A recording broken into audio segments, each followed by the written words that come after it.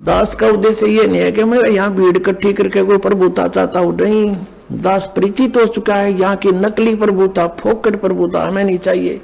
इंद्रदास राज कागदा दृष्टा, हमने तो सतलोक जाना है, आप जी के लिए दास को भेजा परमात्मा ने। ये परमात्मा का कुत्ता है, आपके लिए भौंक रहा है।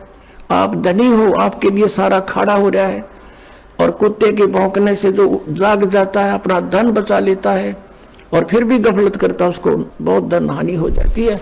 जिस कार्य को करने के लिए स्वयं परमेश्वर आए थे 600 वर्ष पहले, और इन नकली गुरुओं ने उनके साथ दुर्व्यवहार करवा दिया था जनता को पीछे लाके, ये झूठा है, ये कपटी है, ये बदमाश है, ये हमारे देवताओं की निंदा करता है, कबीर इसको मारो मारो, जुल्म गुजारे थे परमात्मा के साथ।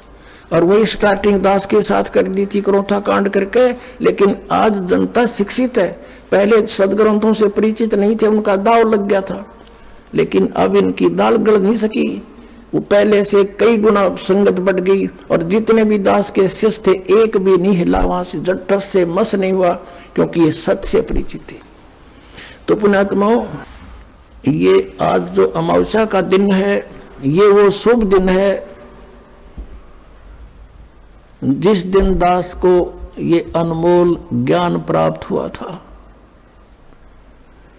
ये आपके लिए भी वरदान है और दास के लिए भी वरदान है।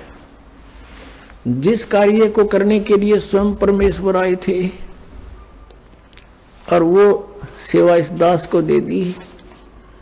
हे पुण्यात्माओं, आप भी उस मालिक के बच्चे हो। सभी विश्व के जितने भी मानवधारी प्राणी हैं या अन्य योनियों में प्राणी है, आपके भाई बहन हैं।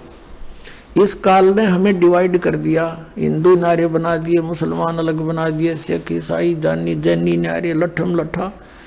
ये हमारी दुर्गति कर रहा है। ज्ञान को समझो, और आपका कर्तव्य बनता है आपके निकटतम जो भी जिसने ज्ञान सुहाव है उसके सामने चर्चा जरूर करे।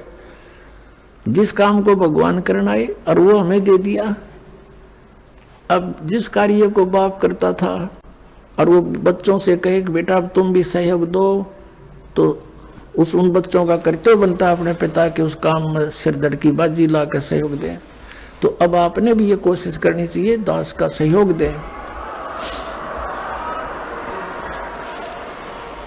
और हमारा पहला विधान है कि आवत गाली एक है, उल्टा हो अनेक, कह कबीर ना उलटियो रह एक ही एक। अब जैसे परमात्मा जहां पर भी जाते थे और गालियां देते थे, परमात्मा शांत खड़े रहते थे। कुछ देर वो बोल बाल लेते थे, अपने महिमा सुनाना शुरू कर देते थे, फिर बैठकर ध्यान से सुनते थे, फिर आशीर्वाद लेते थे, उनको सुख होता था। लाखों की संख्या में परमात्मा के 64 लाख से सो गए थे।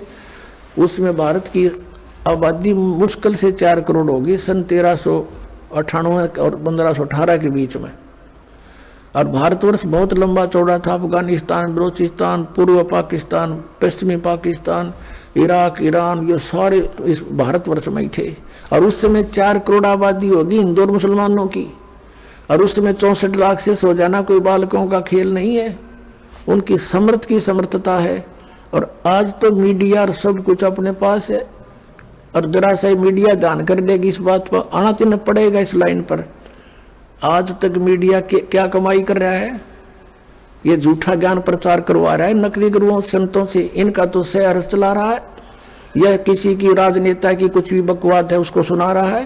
और इस तत्व ज्ञान को सुनाओ तो इनका भी कर्म सुधरेंगे, इनके संस्कार अच्छे बनेंगे, और जनता को ये शीघ्र ज्ञान प्राप्त होगा, कल्याण जल्दी हो जाएगा। ये चाहिए इनको करना, बाकी परमात्मा कराएंगे, वो तो समय आ गया है।